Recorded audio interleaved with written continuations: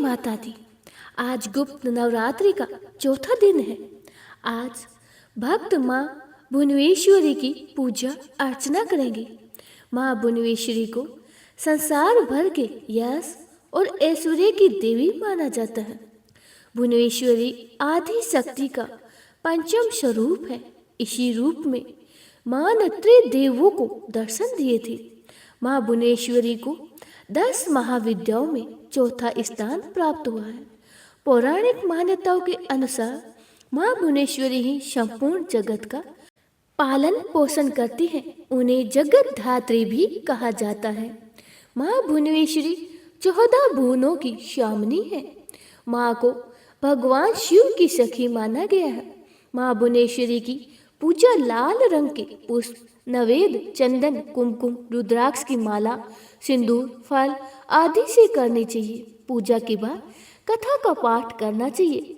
गुप्त नवरात्रि में माता रानी की 9 स्वरूपों के साथ 10 महाविद्याओं की पूजा करते हैं। माँ भुवनेश्वरी 10 महाविद्याओं में चतुर्थ स्वरूप विद्या मानी जाती है। यहाँ देखें माँ भुवनेश्वरी की पूजा विधि, स्वरूप और महत्व के बारे में। गुप्त नवरात्रि का चौथा दिन आज जाने माँ भुवनेश्वरी की पूजा विधि, स्वरूप और महत्व। हिंदू धर्म में गोपनीय तरीके से पूजा नवरात्रि में 10 महाविद्या की पूजा करते हैं। इस दौरान खास कर वह लोग पूजा करते हैं जो तंत्र साधना करते हैं। आज गुप्त नवरात्रा का चौथा दिन है। इस दिन माँ भुवनेश्वरी की पूजा करते हैं। उन्हें सारी दुनिया का पालन पोषण और धारण करने वाली माने जाती है। कहा जाता है कि इनकी पूजा करने से मनुष्य को ऐश्वर्य की प्राप्ति होती है। माँ भुवनेश्वरी का स्वरूप, माँ भुवनेश्वरी को महालक्ष्मी का स्वरूप माना जाता है। इनका स्वरूप बहुत ही सौम्य है और इनके समस्त अंग क्रांति से परिपूर्ण है। यह अपने भक्तों को अभय और समस्त सिद्धियों का प्रदान करती है। माँ अपने मस्तक पर मुकुट और चंद्रमा धारण करती है। इनके 3 नेत्र हैं और मुख पर हमेशा मुस्कान छाई रहती है। इसके अलावा ही हाथों में पास, अंकुश, वरद तथा अभय मुद्रा विराजमान रहते हैं। माँ भुवनेश्वरी की पूजा विधि। गुप्त नवरात्रि के चौथे दिन माँ भुवनेश्वरी की पूजा करने के लिए ब्रह्म मुहूर्त में उठकर स्नान आदि करने के बाद ही पूजा स्थल को साफ करें। साफ सफाई करनी चाहिए। उसके बाद व्रत का संकल्प करें और पूजा की सामग्री रखें। माँ दुर्गा के सभी रूपों का ध्यान करते हुए घी की दीपक प्रज्वलित करें। माँ भुवनेश्वरी को लाल सिंदूर, चावल, लाल पुष्प चढ़ाएं। इसके बाद माँ को मेवा या शुद्ध दूध से बनी मिठाई का भोग लगाएं। इसके बाद पूजा स्थल के सामने आसन लगाकर बैठे और माँ भुवनेश्वरी को प्रसन्न करने के लिए इन मंत्रों का जाप करें। ओम ह्रीं ह्रीं श्री भुवनेश्वरी नमः मंत्र का 108 बार जाप करें। वही सिद्धि प्राप्त करने के लिए ओम ह्रीं भुवनेश्वरी नमः का जाप करें। पूजा के अंत में माँ भुवनेश्वरी की आरती करें और ध्यान लगाएं। माँ भुवनेश्वरी की पूजा का महत्व धार्मिक ग्रंथों के अनुसार जब संसार में असुरों का अत्याचार बढ़ने लगता था तब सभी देवता देवी परेशान होने लगे। इनके बाद देवगण अपनी परेशानी लेकर महादेव के पास पहुंचे और उन्होंने दानवों के घोर अत्याचार के बारे में बतलाया। महादेव ने देवताओं की बात सुनी और क्रोध में आकर दानवों का वध करने के लिए निकल गए। मान्यता है कि महादेव जी जब अंधकार राक्षस वध करने के लिए गए तो माँ भुवनेश्वरी ने उनकी मदद की थी। माँ भुवनेश्वरी की पावन कथा। माघ मास की गुप्त नवरात्रि का चौथा दिन आदि शक्ति माँ भुवनेश्वरी को समर्पित होता है।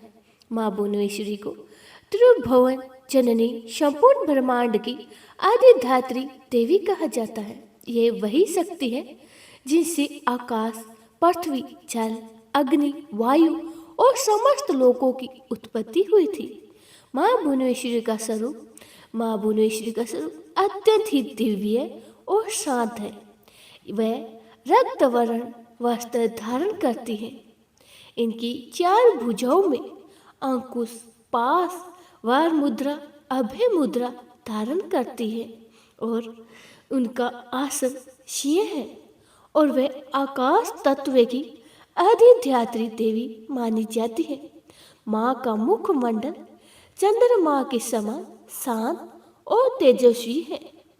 माँ भुवनेश्वरी की पौराणिक कथा के अनुसार एक समय की बात है कि जब सृष्टि में अहंकार, अव्यवस्था और अधर्म फैलने लगा, देवता, ऋषि और मानव सभी भ्रमित हो गए। न नियम बचा न मर्यादा। देवता ने ब्रह्मा, विष्णु और महेश से प्रार्थना की, हे प्रभु, सृष्टि की मर्यादा नष्ट हो रही है। कोई ऐसी शक्ति प्रकट हो जो संतुलन स्थापित करे।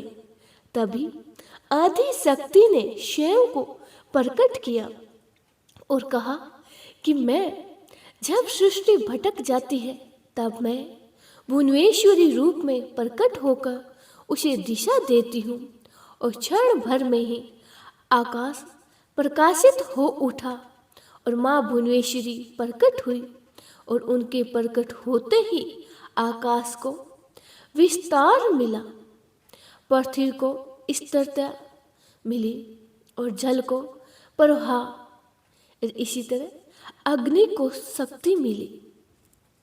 माँ ने कहा, जो मनुष्य स्वयं को ब्रह्मांड का केंद्र मान लेता है वही पतन की ओर जाता है। जो स्वयं को ही ब्रह्मांड का एक अंश समझता है वही मोक्ष को प्राप्त करता है। अब जाने राजा धर्मकेतु की कथा। एक धर्मात्मा राजा धर्मकेतु था, परंतु समय के साथ उनमें अहंकार आ गया। वह स्वयं को सबसे बड़ा शक्तिशाली समझने लगा। एक दिन उसके राज्य में अकाल पड़ा। ऋषियों ने कहा, राजन, यह प्राकृतिक का क्रोध नहीं, तुम्हारे अहंकार का परिणाम है। राजा ने गुप्त नवरात्रि में माँ भुवनेश्वरी की साधना आरंभ की।